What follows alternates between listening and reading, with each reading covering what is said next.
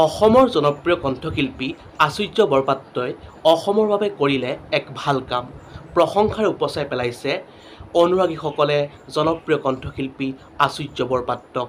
পোনপ্ৰথমে আমিও আমাৰ চেনেলৰ তৰফৰ পৰা অসমৰ জনপ্ৰিয় কণ্ঠশিল্পী আচুৰ্য বৰপাত্ৰক আন্তৰিক শুভকামনা জ্ঞাপন কৰিলোঁ। অসমৰ জনপ্ৰিয় কণ্ঠশিল্পী আচুৰ্য বৰপাত্ৰৰ এই ভাল কামক ভূয়সী প্ৰশংসা কৰিছে সমগ্ৰ অসমবাসীয়ে। সঁচাকৈ অসমৰ বাবে এক মহান কাম কৰিলে অসমৰ জনপ্ৰিয় কণ্ঠশিল্পী আচুৰ্য বৰপাত্ৰই। অসমৰ জনপ্ৰিয় কণ্ঠশিল্পী আচুৰ্য বৰপাত্ৰই মহানুভৱতাৰ পৰিচয় দিছে। অসমৰ জনপ্ৰিয় কণ্ঠশিল্পীৰ এই ভাল কামক ভূয়সী প্ৰশংসা কৰিছে অসমৰ প্ৰতিজন অনুৰাগীৰ লগতে অসমবাসীয়ে।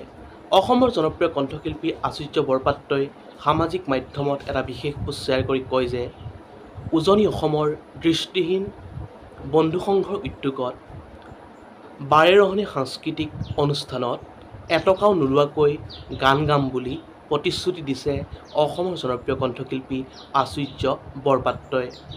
উল্লেখযোগ্য যে উজনি অসমৰ দৃষ্টিহীন বন্ধুসংঘৰ উদ্যোগত বাৰেৰহণীয়া সাংস্কৃতিক অনুষ্ঠানত পাৰিশ্ৰমিক নোলোৱাকৈ অৰ্থাৎ এটকাও নোলোৱাকৈ বাদ্যযন্ত্ৰীক লগত লৈ সংগীত পৰিৱেশন কৰাৰ প্ৰতিশ্ৰুতি প্ৰদান কৰিছে অসমৰ জনপ্ৰিয় কণ্ঠশিল্পী আচুৰ্য বৰপাত্ৰই।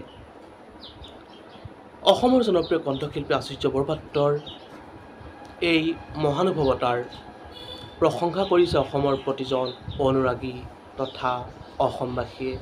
ভিডিঅ'টো আছিল ইমানেই। অন্য এটা নতুন ভিডিঅ' লগ পোৱাৰ প্ৰতিশ্ৰুতিৰে আজিলৈ বিদায় মাগিছোঁ। ধন্যবাদ। জয় আই অসম।